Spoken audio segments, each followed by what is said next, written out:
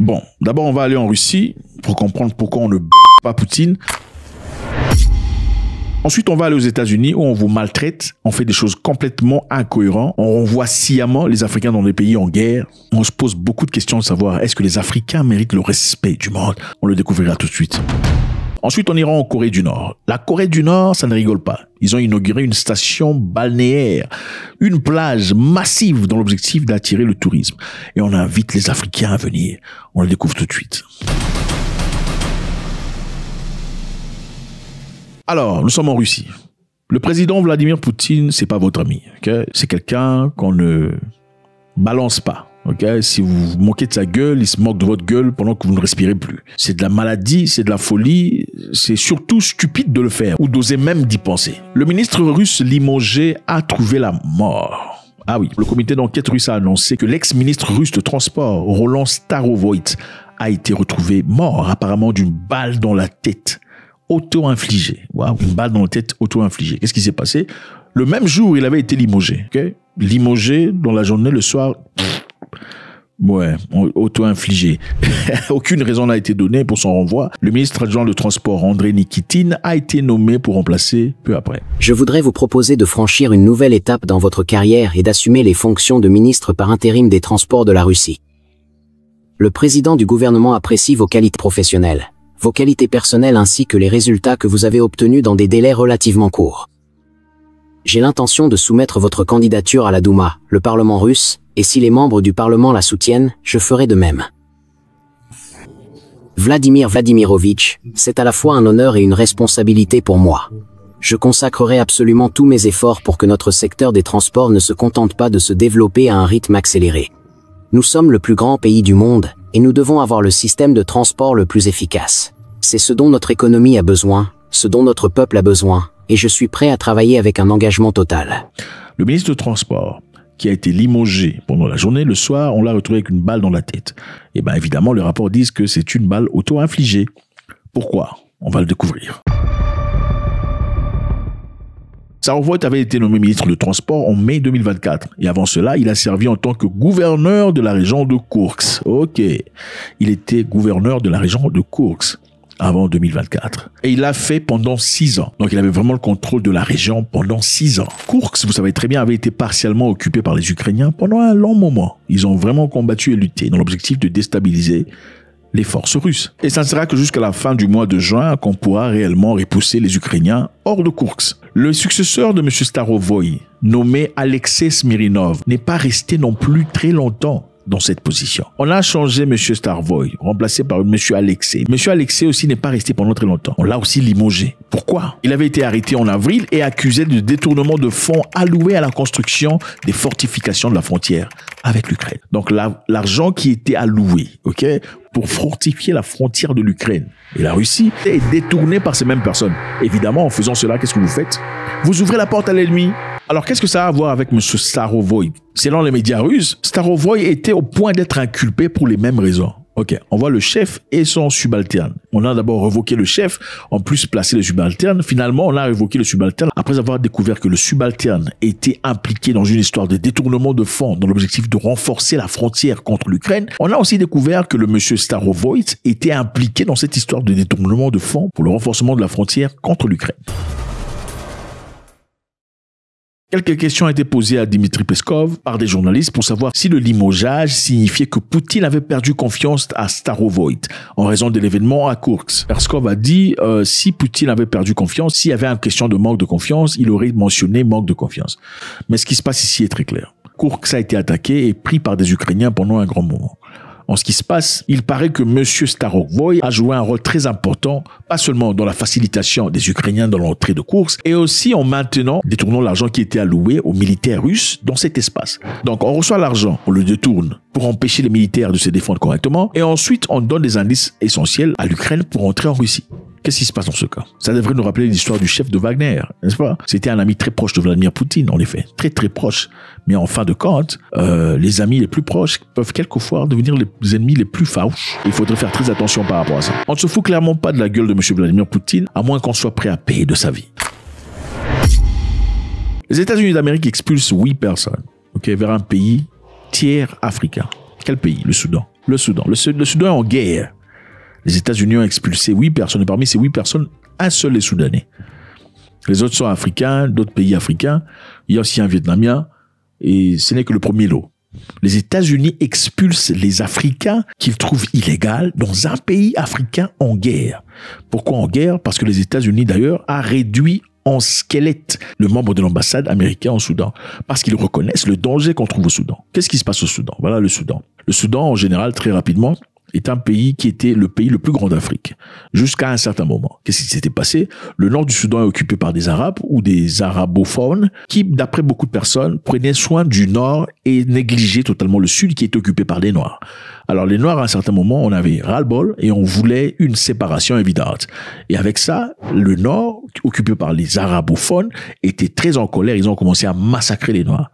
Les Noirs, en fin de compte, à un moment donné, ont pu recevoir leur indépendance et créer le pays le plus nouveau, le plus jeune du monde, le Soudan du Sud. Le Soudan du Sud, qui comporte beaucoup de peuples, y compris ceux-là, les Dinka, qui sont très beaux, très grands, très noirs de teint. Ils sont les hommes les plus grands de taille sur Terre, en effet. Maintenant, qu'est-ce qui s'est passé après? Après que le Soudan du Sud soit créé et que les gens eut été contents pour eux, disant voilà, un pays africain qui naît, tout le bazar, ça sera le bonheur pour eux. Qu'est-ce qui s'est passé ensuite? Il s'est passé que les Noirs entre Noirs voulaient chacun devenir chef. Et une nouvelle guerre a commencé entre les Noirs. Ils ont commencé à se massacrer. C'est donc, vous savez, un monsieur de l'apartheid qui a dit, on peut rien donner aux Noirs. Vous leur donnez le pouvoir, ils veulent dominer les uns sur les autres. Vous leur donnez des flingues ou des fusils, ils se tuent entre eux. C'est malade. C'est incroyable. Vous verrez cela dans beaucoup de pays africains. Des gens qui étaient membres de l'opposition, par exemple, qui vous présentent toutes ces belles histoires, ces aspirations incroyables. On transformera ce pays, on en fera un pays très puissant, on créera des emplois et tout le bazar. Mais aussitôt qu'ils atteignent le niveau qu'ils espéraient atteindre, vous vous posez la question de savoir si c'est la même personne ou pas. Le traitement qu'ils vous infligent est encore pire que les traitements qu'ils condamnaient eux-mêmes. Le Soudan est un pays dangereux en ce moment parce que les Noirs sont en train de se massacrer entre eux. Et en attendant, les Arabes sont en train de rire. Regardez ces pauvres négros. Ils voulaient la liberté. Regardez comment ils font entre eux. Ils se massacrent entre eux. Les États-Unis ont récemment expulsé 8 individus vers le Soudan du Sud. Un pays que le département d'État américain déconseille de visiter en raison de la criminalité, des enlèvements et des conflits armés. Donc eux-mêmes reconnaissent que c'est un pays dangereux. Mais vous, on vous attrape aux États-Unis, on ne veut plus de vous, on vous balance là-bas. C'est pourquoi. Il y a un message très clair là-dessus. Okay? Pourquoi ces personnes ont été renvoyées? D'après les rapports, ces personnes avaient été condamnées pour des crimes violents aux États-Unis. Après avoir purgé leur peine, elles ont été transférées vers le Soudan du Sud, malgré les préoccupations concernant leur sécurité dans ce pays en guerre. Donc, ces personnes sont des criminels. Okay? Des crimes brutaux, des crimes violents. Ils ont purgé leur peine. Okay? Tu as purgé 20 ans aux États-Unis, en fin de compte, on te balance au Soudan, au lieu de t'envoyer dans ton pays natal. Ça en dit trop. Numéro 1, il faut pas aller chez les gens faire des... Non. Pourquoi aller faire des crimes chez autrui? Reste chez toi et tue des gens si tu en as envie. C'est difficile. Peut-on dire que les Américains sont racistes? Même s'ils sont racistes, pourquoi faudrait-il leur donner des raisons de justifier ce racisme? C'est malade. Aucune personne ne voudrait d'une personne malade. Un tueur. Au fait, normalement, quand tu purges ta peine, on te laisse faire ce que tu as envie de faire. Dans ce cas, les États-Unis te laissent purger ta peine. Ensuite, on te balance chez toi. Rentre chez vous à la maison. Pas chez vous à la maison, au Soudan. Et le Soudan est obligé d'accepter. Pourquoi le Soudan est obligé d'accepter? Vous vous posez la question. Le Soudan accepte parce que le Soudan a subi des conséquences très lourdes récemment à l'égard des États-Unis. Qu'est-ce qui s'était passé? Ils avaient refoulé quelques éléments vers le Soudan. Parmi ces éléments, il y avait une personne que le Soudan a refusé d'accepter. Le Soudan l'a renvoyé, disant que ce n'était pas un Soudanais. C'est une raison justifiable, n'est-ce pas? En fin de compte, les États-Unis disent, puisque vous refusez d'accepter ce monsieur qui est noir, nous allons annuler tous les visas, même de ceux qui l'ont obtenu légalement. Tous les passeports soudanais contenant des visas américains seront invalides. Donc, ceux qui ont le visa américain de résidence permanente, de mariage, de travail, toutes ces personnes ont vu leur visa annulé. Pourquoi? Parce que le gouvernement soudanais a refusé d'accepter un individu qui n'est pas soudanais au Soudan, après avoir été refusé par les États-Unis d'Amérique.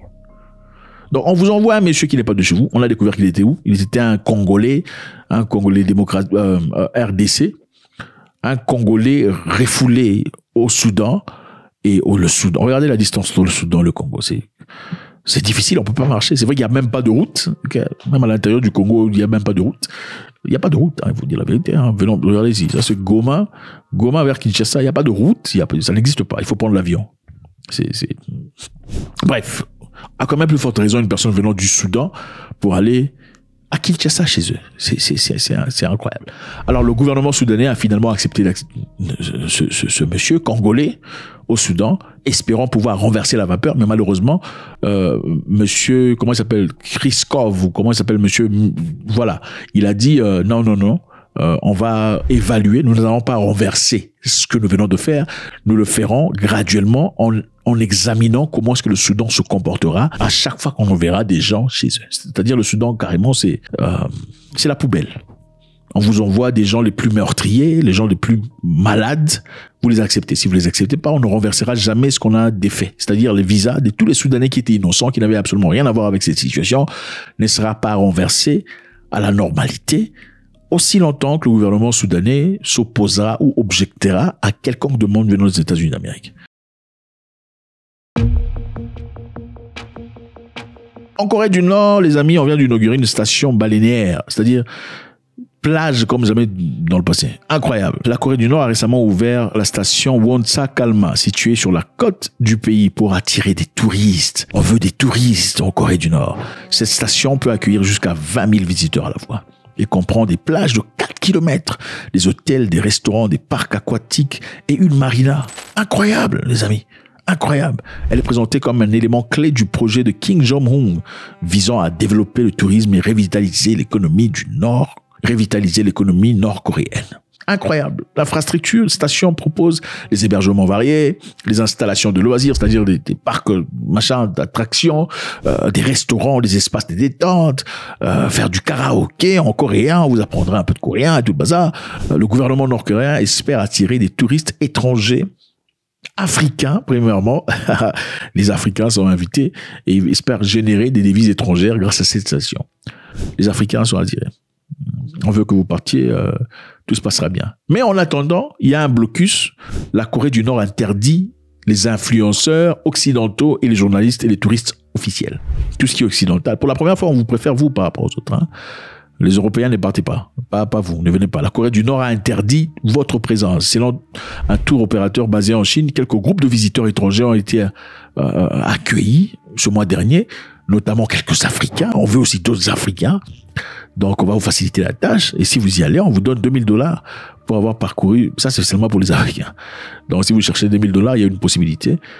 Young Pioneer Tour, une agence de voyage occidentale, a aussi annoncé qu'elle organiserait un nouveau tour, un nouveau voyage pour un groupe de touristes étrangers, préférablement africains, et aussi d'Amérique du Sud. Donc, c'est ça, les amis. Intéressant ou pas? Vous allez y aller ou pas? Pour recevoir $2000, enfin, bref.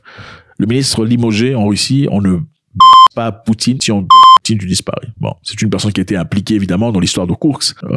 Clairement, d'après eux, aurait joué avec l'argent des militaires. J'aurais bien espéré qu'on fasse ça dans certains pays en Afrique. Quand tu joues avec l'argent des militaires, parce que les militaires vont en guerre, pendant qu'ils vont en guerre, leurs chefs, qui sont censés leur distribuer leur salaire, s'amusent avec leur argent et leur salaire et espèrent que ces gens performent à la hauteur de leur capacité. C'est absolument malade. Les États-Unis d'Amérique désormais vont refiler des gens. En Afrique, dans un pays en guerre, au Soudan, on s'en fout de vous, on vous balance là-bas, votre nourriture, vous allez chercher vous-même. Il n'y a pas votre papa là-bas. La Corée du Nord vous invite, moyennant $2000, gratos pour vous, vous balancez à la plage et tout le bazar. Faites-moi savoir ce que vous en pensez, j'aurai beaucoup de plaisir. God bless.